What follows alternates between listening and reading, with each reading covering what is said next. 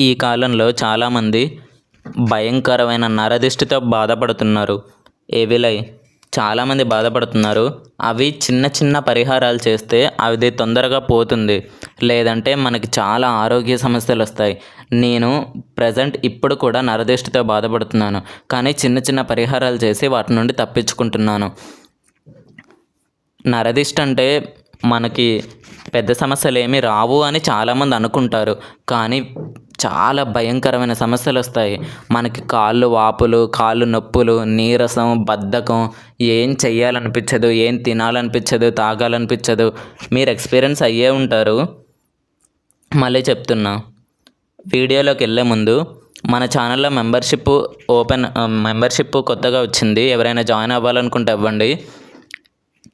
కామెంట్స్లో super thanks కూడా వచ్చింది. ఎవరైనా యూస్ చేయాలనుకుంటే చేయండి. ఈ వీడియోని లైక్ చేసి షేర్